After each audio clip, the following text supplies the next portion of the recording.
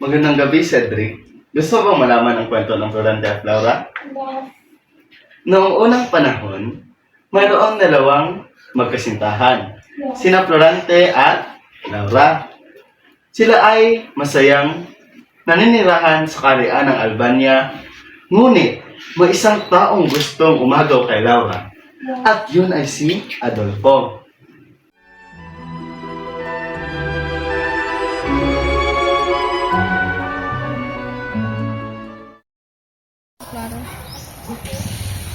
Palagi na lang bang ganito? Hindi na ba makakapagsabi ng katotohanan? Sabagkat ang parusa ay kamatayan? Panginoon, nasaan ang iyong awa? Ako ay nananaghoy. Nasaan na, Laura? Ang ating mga sumpaan? Ang iyong pangako? Nasaan na ang sinabi mong ako'y mahal mo? Nasaan ka, aking mahal?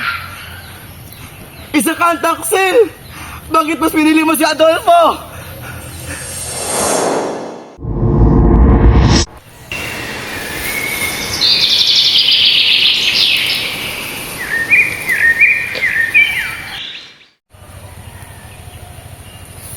Florante, ito ay isang espada. Itago mo at gamitin mo ito sa iyong pakikipagdigma. Maraming salamat, mahal kong Laura. Iingatan ko ito. Oh, mahal kong Frida, bakit mo ako pinagpalit sa aking ama? Sa kadaming pwedeng umaga sa'yo, bakit pa ang ama ko? Tapusin natin ang pagmamahalan natin. Paalam, aking minamahal. Paalam, kaharian ng Albania. Oh, ano yung aking narinig? Isang boses ng tao na ginagpis. Paalam sapagkat hindi ko na ipagtanggol ang kaharian ng Albania.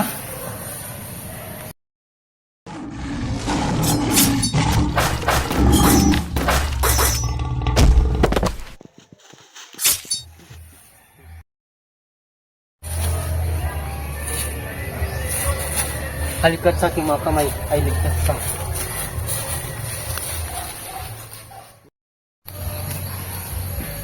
Saan ka, Laura? Moro! Hindi ang kalaban!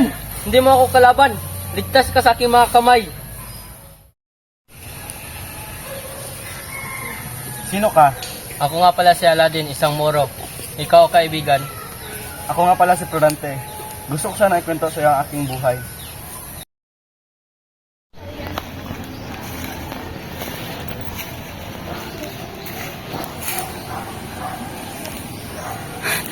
Anak ko! Anak ko! Mulis Isang ka! buwitre!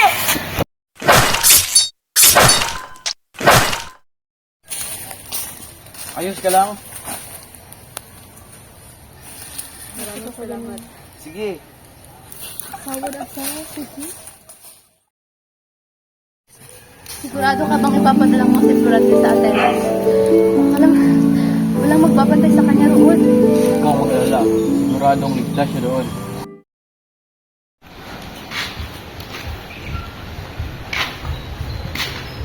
Florante, andyan ka na pala.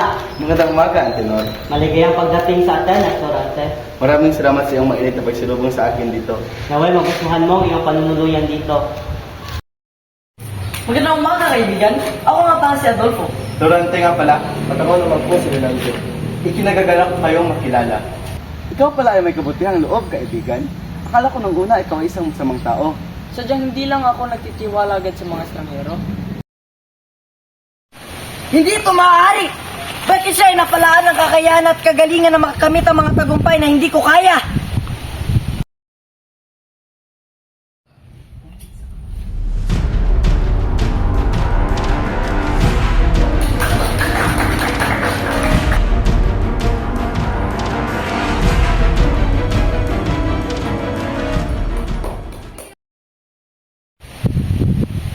Isa kang mga agaw!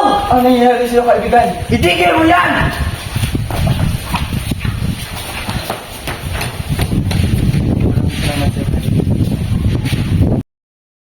Florante, ito ay isang sulat galing sa iyong ama. Hindi! Hindi ito dapat mangyari sa aking minamahal na ina!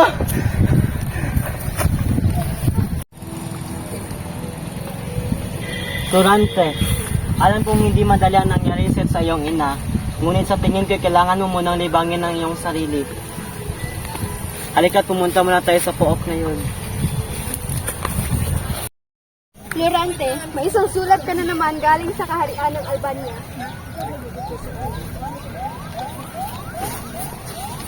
Lord, babalik ka muna sa kaharian ng Albania. Sige't mag-iingat ka sapagkat andoon pa rin si Adolfo at kung ano pang gagawin sa'yo. Paalam.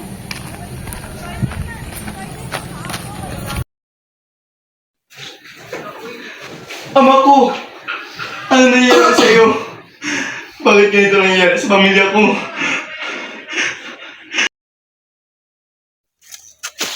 Magandang araw, mahal na Ari. Ano pa malilingkod namin sa iyo? Matagal ko nang napanaginipan ang lalaking papalit sa aking trono. Ikaw, Florante, ay dinideklara kong general na manghukbo laban sa hukbo ni Osmalik laban sa pananalakay sa ating kahariang Albania.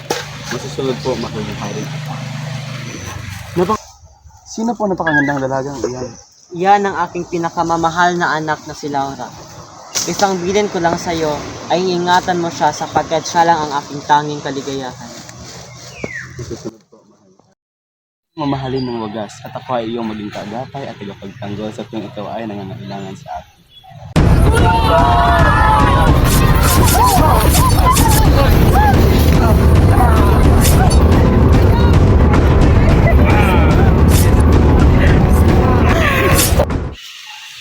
Aking Laura, maaari ba kitang ligawan? Pasensya na, Emir, pero hindi ko mabibigay ang iyong balak na pag-ibig.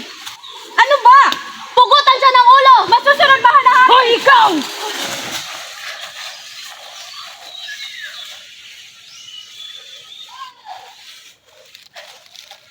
Kung hindi ka pa sa akin, mamamatay ka na lang!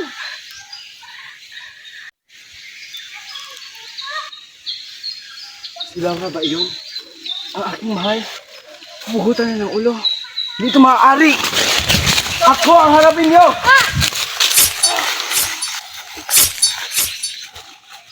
Mahal ko, ayos ka na ba? Ako nangangamba sa'yo.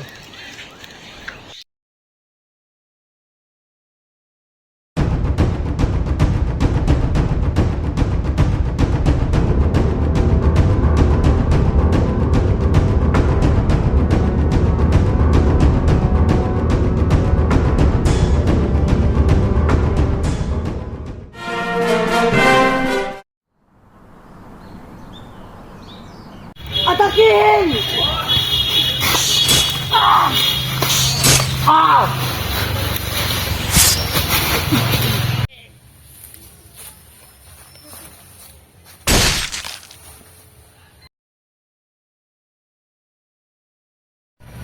Hangal! Dalhin mo siya sa akin ngayon din!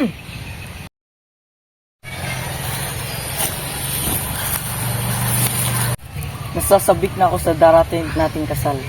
Kahit pang hintayin mong pumuti ang wak, mas pipiliin ko pang magpakamatay kaysa magpakasal sa'yo. Sa ayaw at gusto mo, Laura, akin ka! Akin ka! Anong ginagawa natin sa lugar na ito? Itawan mo ko! O Marilog, magsasaya tayo. Walang hiya ka, Adolfo?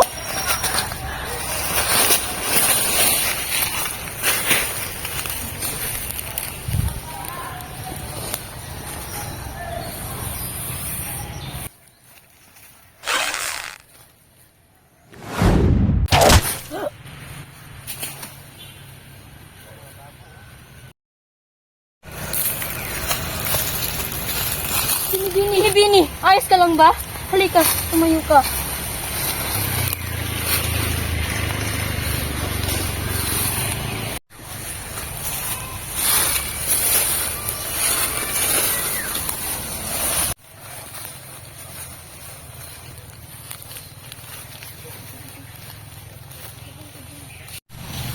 Nagmakaawa ako kay Sultan upang hindi pugutan ng ulo si Aladdin. Siguradong ayos ka lang ba? Nakakasigurado ako dahil kasama ko. Florante, kay saklap naman ng buhay. Kung sino pa nagmamahal, siya pa ang nasasaktan. Naririnig ko ba naririnig ko? Oo, Si Laura, aking mahal! Oh, Florante!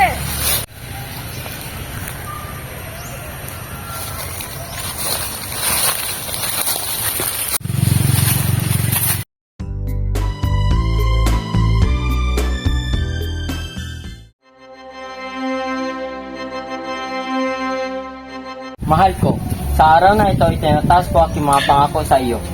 Ako yung pinili sa harap ng Diyos at sa mga taong ito. Pinapangako ko na mamahalin kita, pahalagaan at alagaan ka hanggang sa wakas sa ating buhay. Sa hirap, sa ginhawa, sa kalusugan at sa sakit, sa yaman at sa kahirapan, pangako na mananatili ako sa iyo. Ikaw aking kasama, kaibigan at katuwang sa buhay.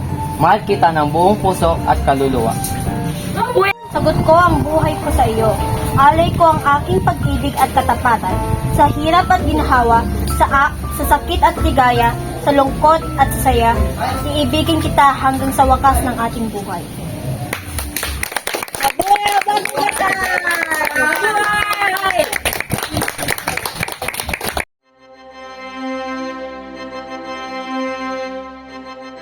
Ikaw, ang aking tanging reyna sa kaharian ng Albania. Sa harap ng mga bituin at anghel, ipinapangako kong ako'y iyong magiging tagapagtanggol at tagapagligtas. Sa bawat buhos ng ulan at silakbo ng araw, ako'y mananatiling mapagmahal ng tapat at walang hanggan. Tapos na. Hanggang sa dulo ng panahon, sa kabutihan at kahirapan, ako'y magiging iyo lamang. Music. Doon nagtatapos ang kwento ng Florante at Laura. Good night!